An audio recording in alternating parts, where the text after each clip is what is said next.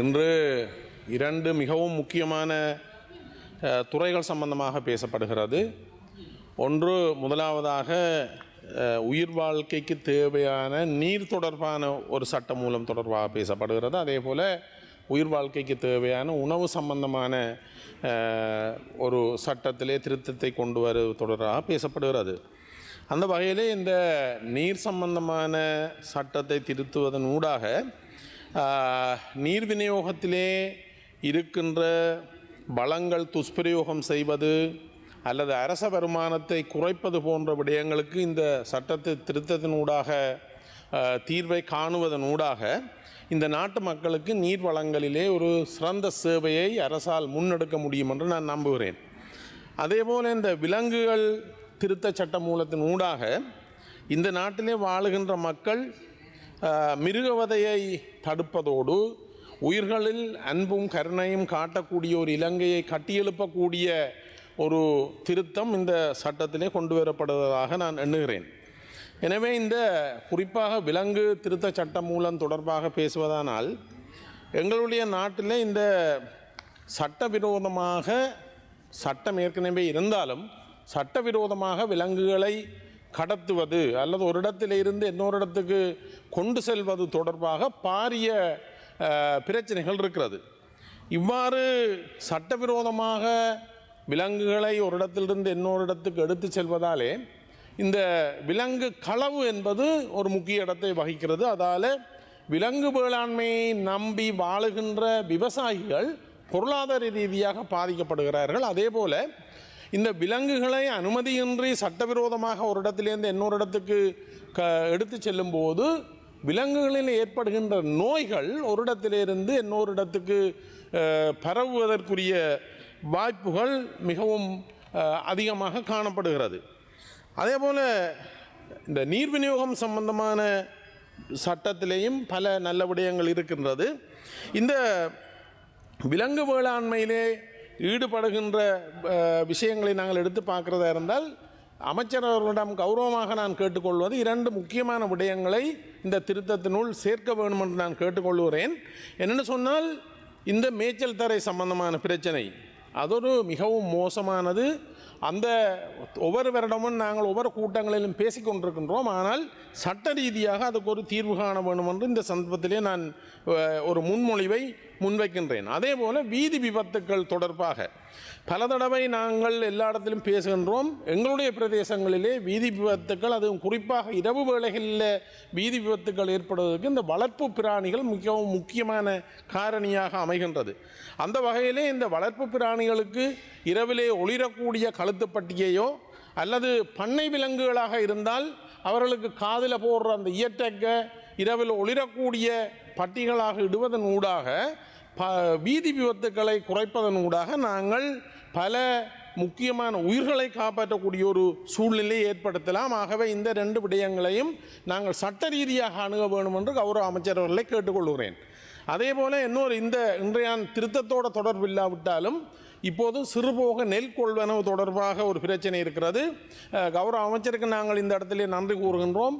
அங்கு சிறுபோக நெல் கொள்வனவு நடைபெறுகிறது. ஆனால் அந்த அலோகேஷன், எங்களுக்கு ஒதுக்கப்பட்ட நிதி போதாமல் இருப்பதால் அதை கூட்ட வேண்டும் என்று நான் கௌரவ அமைச்சரோடு பேசியிருந்தேன். ஓமென்று அதுக்கு அனுமதி வழங்குவதாக சொல்லியிருந்தார்.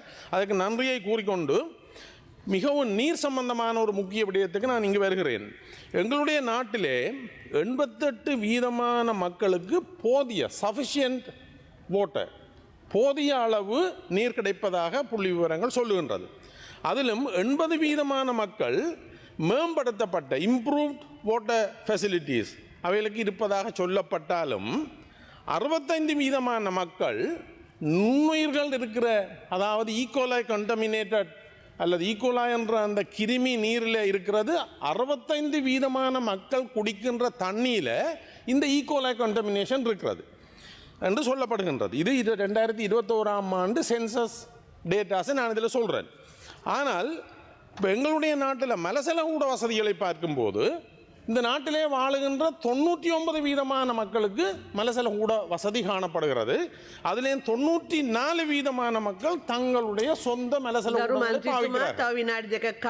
அவ்வாறு இருந்தால் என்னென்று 99% மக்களுக்கு மலசல ஊடம் இருக்கிறது என்று சொன்னால் குடிநீரில் 65% மக்களுக்கு மலக்கழிவுகள் கலப்பதற்கு காரணம் என்ன? அதில் முக்கியமான 2 காரணங்கள். ஒன்று, எங்கள்கிட்ட இருக்கிற மலசல கூடங்களில் இந்த நாட்டில் 85% மலசல கூடங்கள் சாதாரண கக்கூஸ் குழிகள், அந்த தண்ணி வெளியேறும். 2வது முக்கியமான காரணம் இந்த வேஸ்ட் மேனேஜ்மெண்ட், இறுதி கழிவகற்றல், மலக்கழிவுகளை இறுதி கழிவகற்றல் முறை எங்கள் நாட்டில் இல்லை. ஆனபடியாகத்தான் 65% மக்கள் இலங்கையில் இந்த ஈக்கோலை கண்டமினேட்டட் நீரை குடிக்கிறதாக சொல்லப்படுகிறது. ஆகவே இந்த அமைச்சர் அவர்களுக்கு ஒரு பாரிய பொறுப்பு இருக்கிறது. பொது சுகாதாரத்தை மேம்படுத்துவதற்காக இந்த 2 விடயங்களை நீங்கள் உங்களுடைய அவதானத்துக்கு நான் கொண்டு வருகிறேன். இறுதியாக நேரம் போதாமையினால் இந்த எல்னினோ எஃபெக்ட் அல்லது எல்னினோ சம்பந்தமான பல விஷயங்கள் இப்போது பேசப்படுகிறது. இப்போ நாங்கள் கடந்த வருடம் டிசம்பர் மாதத்திலே வந்த டிட்வா புயல் ஒரு கிட்டத்தட்ட 600 மில்லிமீட்டர் மழை வீழ்ச்சி குறுகிய கால பகுதியில் ஏற்பட்டதால் வந்ததாக ஆராய்ச்சியாளர்கள் சொல்லுகிறார்கள். ஆனால் இப்போது எதிர்வு கூடப்படுகிறது செப்டம்பர் மாத இறுதியிலிருந்து ஜனவரி மாத ஆரம்பம் மட்டும் ஒரு மிகவும் மோசமான எல்னினோ தாக்கம் வரும் என்றும் அந்த குறுகிய கால பகுதிக்குள்ளுக்கு 900 மில்லிமீட்டர் மழை பெய்யும் என்ற எதிர்வு கூறப்படுகிறது. நாங்கள் அதை எதிர்கொள்வதற்கு ஆயத்தமாக வேண்டும். என்னுடைய கேள்வி என்னென்றால், எங்களுடைய நாட்டில் இப்படி ஒரு 600 மில்லிமீட்டர் மழைக்கு இவ்வளவு ஒரு பாரிய அழிவு வந்து நாங்கள் அதிலிருந்து மீளவில்லை. இப்போது 900 மில்லிமீட்டர் மழை ஒரு குறுகிய நாட்கள் உள்ளுக்கு வந்தால் இலங்கை மக்களுக்கும் இந்த அரசுக்கும் தாங்கக்கூடிய சக்தி இல்லை. ஆகவே இப்போதிருந்தே நாங்கள் இந்த மழைநீர் வடிந்தோடக்கூடிய கால்வாய்களை